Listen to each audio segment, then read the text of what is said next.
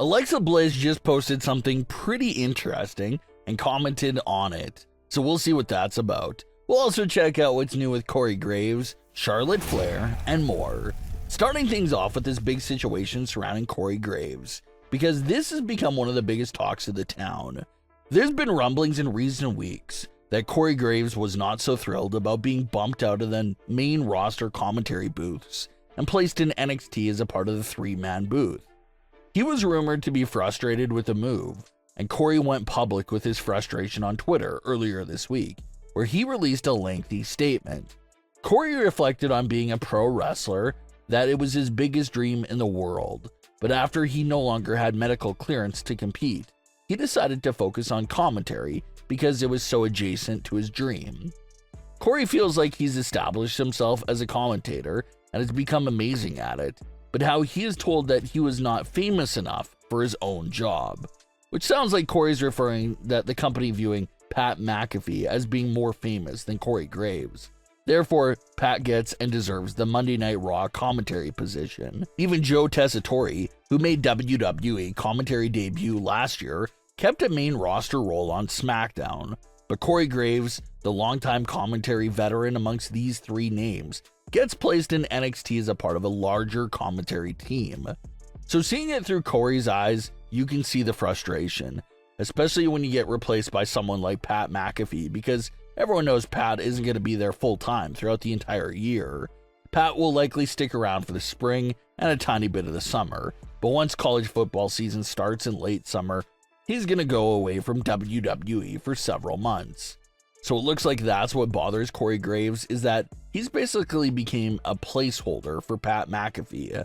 When Pat leaves for football season, Corey Graves will likely get that Raw position back. But when football season is over and Pat comes back, Corey has to give it up again. There's nothing Corey can really do to retain that job. The second Pat is available, Corey's out of there. So the whole circumstance there probably feels a little bit off to Corey. Obviously, no one likes to be a placeholder for someone else. That's not a good feeling in any type of situation. So from the outside looking in, that appears to be what's up here. Corey is looking at one part-time guy like Pat that gets treated like royalty whenever he's free and available. And he's looking at Joe Tessitore, who's brand new to the job and already has a better position than him. And all of this has Corey fuming. The other big thing fans are discussing here is if we're all being worked by Corey Graves, or if this is a legitimate real-life issue. The reason fans feel like it could be a work is because there was rumors a while back that Corey had quietly gained medical clearance to compete in the ring again.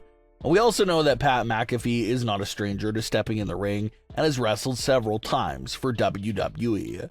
So is this current situation all a setup for a match between Corey Graves and Pat McAfee, a big commentator showdown in the middle of the ring? A lot of fans feel like that could be what's happening, and that could be why it's all a work.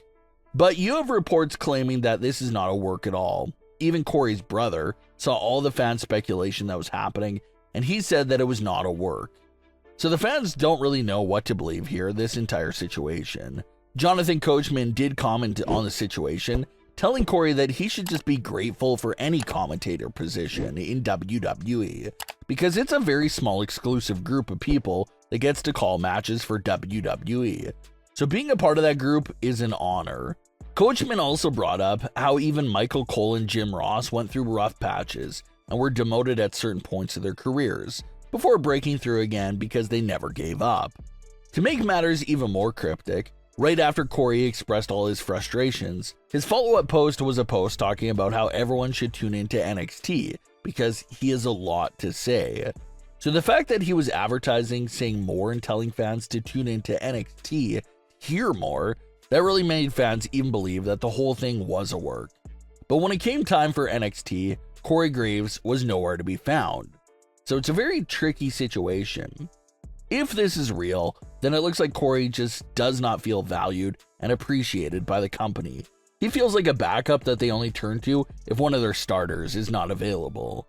And just like in any other sports context, You don't want to be the backup that barely gets any playtime and plays with other backups. You want to be the starter that gets all the playtime and is in the game with the other starters. So that's what this situation looks like right now. At the moment, they're loaded and don't need Corey Graves. But once Pat has to leave later this summer, they're going to need Corey Graves again. So it'll be interesting to see how they can keep him happy until then. Alexa Bliss did something recently for the first time in many years that did not go unnoticed by fans.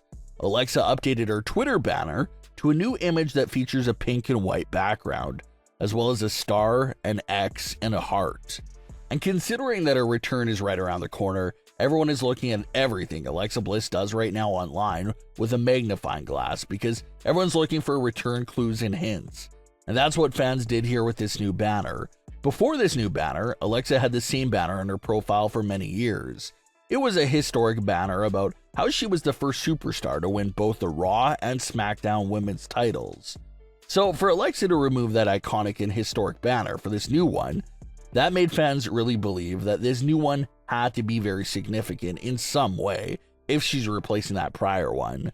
So fans started to break it down and wonder what the new banner meant. But Alexa herself responded to the discussion and said that there was no hidden meaning behind it. She was just revamping her page for the new year. So you got that response from Alexa herself, but some fans are not fully buying it and still wondering if there's some hidden teaser in the banner. Are those symbols hints for Alexa's new character, hints for her new WWE merchandise? The prior report on Alexa Bliss did say that a lot of things for Alexa were close to being finalized. So is this banner a very early preview, or is she telling the truth, and the detective fans are just looking too deep at something that doesn't have any significance? We'll have to wait and see, but hopefully it's not long now before Alexa Bliss returns to WWE. Speaking of long overdue returns that fans can't wait for, that brings us to Charlotte Flair. The last few weeks have been so cluttered with Alexa Bliss and Becky Lynch return news that Charlotte's return was almost forgotten about and flew under the radar for a bit there. But Charlotte Flair is about to be 13 months removed from her ACL surgery. There's been no official word on if Charlotte Flair has received full medical clearance yet, but she has been posting several training videos of herself in the ring with other wrestlers. So it's safe to assume that she's cleared for physical activity. Also, considering that the average ACL recovery is 6 to 9 months, that makes it safe to assume that Charlotte Flair is fully cleared. She's just waiting on creative to bring her back into the fold. Charlotte Flair was backstage at the WWE Performance Center. She posed for pictures with Jakara Jackson and Lash Legend at the show, and fans ran wild with speculation from that photo. Jakara Jackson and Lash Legend were quietly called up to Smackdown in late 2024, but they slowly vanished out of the Smackdown scene in recent months. So can Lash and Jakara make a return to Smackdown with Charlotte Flair leading the charge? You have your veteran and future Hall of Fame leading the way with two hungry young talents right at her side. It's definitely an interesting concept. Charlotte Flair at this point of her career is pretty much already a legend. The young women of NXT look up to Charlotte Flair because she's just like them. She started in the Performance Center, started in NXT, and look at everything she's accomplished so far. So it does make sense that the NXT women want to hang out with Charlotte and follow her leadership because she's one of the most successful superstars in history. She won't steer them in a bad direction. If that's what Charlotte's hinting at with this post, it'll be a lot of fun to see play out. But what are your thoughts on today's stories? Leave your comments below. Don't forget to subscribe with all notifications on and leave a like if you enjoyed. Thanks for watching, guys.